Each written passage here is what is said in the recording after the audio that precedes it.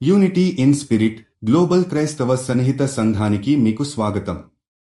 మీరు ప్రార్థన అభ్యర్థనలు పంపాలనుకుంటే లేదా క్రైస్తవ జీవ భాగస్వామిని వెతుకుతున్నట్లయితే mark108.comను విజిట్ చేయండి. ఇప్పుడు మనం ప్రార్థనలోకి వెళ్తాము. ప్రభువా, ఈ సమాజంలో టెక్నాలజీ దృశ్యం నిరంతరం మారిపోతున్నప్పటికీ మనమందరికీ ఎథిక్స్ మరియు విలువల పరిరక్షణ ఎంత ముఖ్యమో మనం గుర్తించాలి.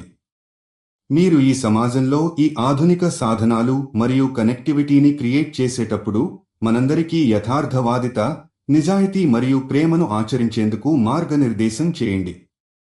ఈ టెక్నాలజీ మానవత్వానికి వ్యతిరేకంగా కాకుండా దయ మరియు సానుభూతి పెంచేలా, సమాజం శ్రేయస్సుకు ఉపయోగపడాలి. ప్రభువా, మనం ఈ టెక్నాలజీని జాగ్రత్తగా వినియోగించడానికి మీరు మార్గనిర్దేశనిస్తారు. ఈ సాధనాల ద్వారా ప్రజలకు సేవ చేయడం, సమాచారాన్ని సరైన విధంగా పంచడం మరియు ఎథిక్స్ ప్రకారం ద్రవ్య ప్రవాహాలను, డేటాను మరియు వ్యక్తిగత సమాచారాన్ని పరిరక్షించడం మన బాధ్యత. మనం అభివృద్ధి చెందుతున్నప్పటికీ మీరు ప్రవర్తన, ఆచరణలో, మన మాటల్లో మరియు దృఢమైన నిర్ణయాల్లో నిజాయితీని ప్రదర్శించేందుకు మీ దయతో దారితీస్తారు. మనకు ఇచ్చిన టెక్నాలజీ ఆధారంగా సేవ చేసే విధానం ద్వారా మేము సమాజం కోసం మంచి చేయగలమని మీరు మాకు బలాన్ని ఇవ్వండి.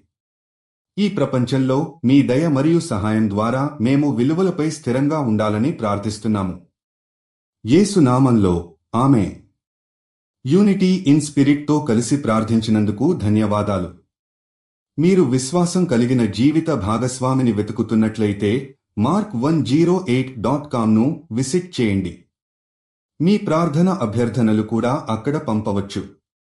దయచేసి లైక్ చేయండి, షేర్ చేయండి మరియు ఛానల్కి సబ్స్క్రైబ్ చేయండి.